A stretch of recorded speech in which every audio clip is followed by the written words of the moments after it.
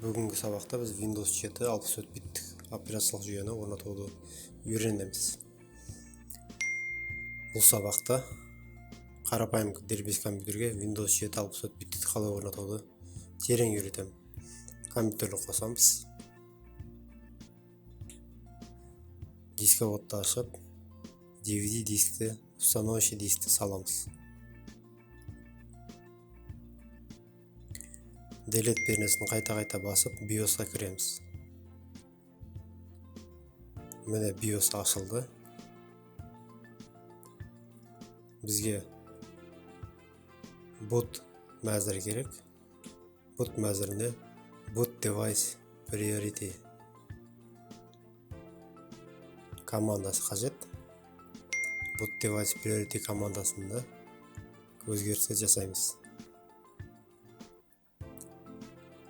Enter'ні басып кіреміз ішіне. Бізде 4 құрылғы орнатылған. Бірінші, екінші, үшінші, төртінші дегендей.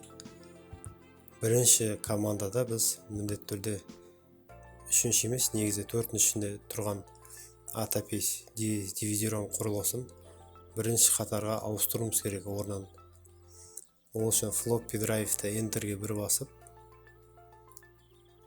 бізге қажетті ID атапи дивизион құрылғысын таңдаймыз. Төртінші болып тұрған. Ол дивизион құрылғының атауы, маркасы, моделі болып саналады. Мінеке таңдадық. Екінші болып бізде Winchester дайын тұр. Загрузочный болып бізде қазір дивизион орнатылды. Настройка енгізілді. Енді Exit and Changes командасын басып, настройкаларын сақтап, BIOS-тан шығамыз. OK басамыз.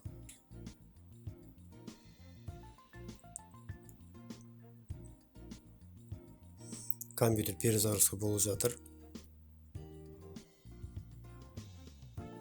Загрузка басталған кезде DVD дискті оқуды бастайды. Бірінші болып.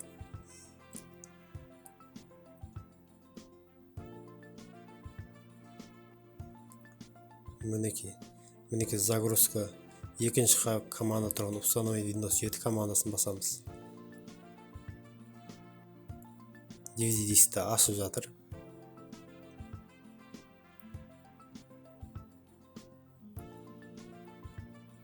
Установка басталды. Тілдерді таңдау керек. Рус тілі болады. Бізде далее басамыз. Және установить кнопкасын басамыз.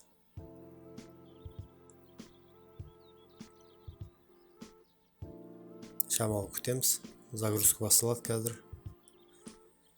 Бізде мына жерде Windows 7-ның биттерін таңдасын деп разрядтылығын. 86 разрядтық бізде 32 разрядтық, ал 64 разрядтық кәдімгі 64 биттік болып саналады. 64 таңдап, далее басамыз. Я принимаю условия деген лицензия галочканы басамыз. Және далее кнопкасын басамыз. Полная установка деген екінші тұрғаны басамыз. Мінеке бізде Winchester'ді көрсетіп тұр тізімін. Бұл жерде өзімізге қажетті Winchester'леріні керегінше бөліп, керек емес орындарды дискке бөліп алуымыз керек. Мына 100 мегабайт тұрған разделді өшіреміз.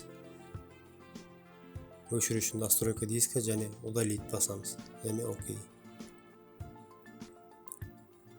Өшкеннен кейін екінші разделді өшіру керек. Бұл разделдерде еске қалып кеткен файлдар және папкалар болады. Біз соларды өшіруіміз керек. Ескертіп айту керек. Осы өшірген кезде Winchester'ның ішінде сақталған бүкіл файлдар мен папкалар өшеді. Соны ұмытпау керек.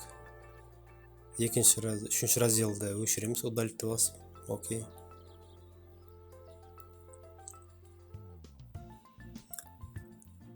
Мінеке жесткий диск полный тазаланды. Енді біз Winchester'ды екіге бөлеміз. Қажетті көлемді жазамыз. мегабайт түрінде жазылады. Бұл жерде 200.000 мегабайт, яғни бізде 200 гигабайт болып саналады. Мінекей бөлдік. Енді күтеміз. С дискке бізге 197 гигабайт берілді.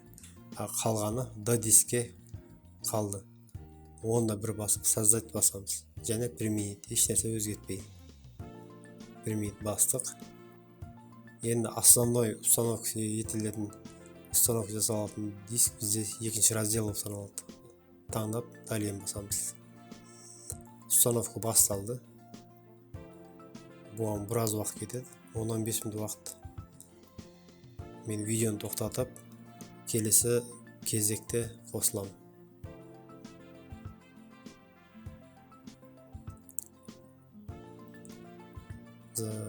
Көшіріп болған соң перезагрузка етеді автомат түрде.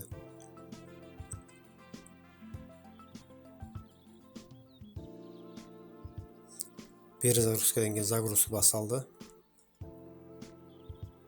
Установка бұнымен аяқталған жоқ. Қазір бір-екі жерлерін өзгерту қажет.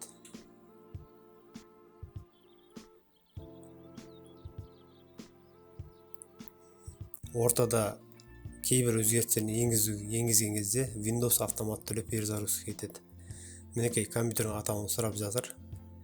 Яғни имя пользователя дегендей кез келген бір ат жазамыз және далее басамыз.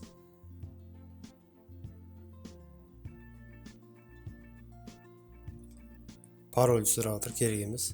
Мына жерде автоматический активация сұрап жатыр. Егер автоматический активацияны қазір пропуститті басамыз. Активация сіздерге қызық болса, видеоны соңына дейін көріңіздер. Соңында қалай активация жасауын көрсетемін. Мына жерде біз сағат таңдауымыз керек, Астана сағаты. Календарь, күндер дұрыс па, сағаттар дұрыс па, бір тексеріп шығамыз. Далее басамыз.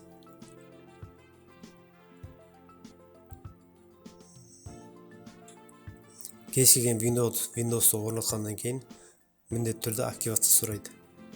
Активацияны көру үшін видеоның соңында сілтеме шығады, соны сілтемені басып, активация туралы видеоларын қарап шығыңыздар.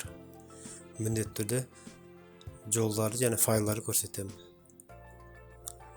Бізге мына жерде мышқа оңшетін персонализацияны басамыз. Значоктарны шығару керек. Яғни мой компьютер, сетевое окружение дегендей, компьютер, файлы пользователя, сеть. Соларға галочканы басып, применить, окей басамыз. Мінекей шықты. Енді келесі кезек бізде драйверлері орнатып шығу керек. Ол үшін мой компьютер, управление кіреміз. Диспетчер устройств командасын басамыз. Бұл жерде бізге келесі құрылғыларды көрсеткені видеокарта, келесі бізде звуковой карта, одан кейін сетевой карта,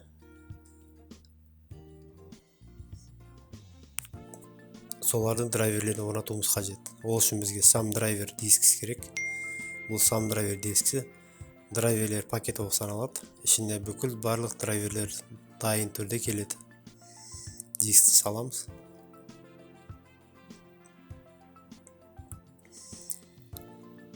Приложениесін ашамыз, өзінің тиісті DPS DRV деген даны басамыз.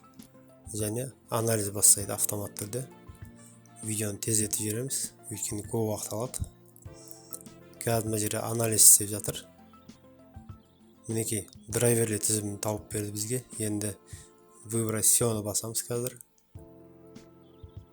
Бізде барлық драйверін тауып берді, керемет. Выбрать всені басамыз және установить басамыз. Тачпад бізге қажет емес. Мына жерде қызыл сообщение шығып тұр. Біз не устанавливать деген басамыз. Өйткені бұл сұрап жатқан нәрсе, ұсынып жатқан драйверлер сізге орнатамын дейді. Бізге тең келмейтін драйверлерін қажет жоқ орнатуға. Кейбір драйверлер сәйкес келмейді компьютердегі құрылғыларға. Сол үшін біз оларды өткізіп жібереміз, орнатпай. каналыма міндетті түрде подписка жасаңыздар, жаңа видеолар шығып тұрады. Установка бітті, перезагрузка жатыр, міндетті түрде. Окей.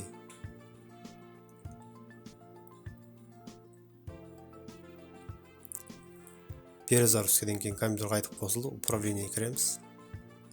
Қайтадан диспетчер устройств, видео карта, звуковой карта, сетевой карта барлығы орнатылды ма? Бір тексеріп шығамыз. Мінеки видео карта орнатылды, звуковой карта орнатылды, және сетевой карта орнатылды. USB порттардың драйверлер барлығы түгел орнатылды. Керемет, жақсы. Енді барлық құрылғылар дұрыс жұмыс істейтін болады.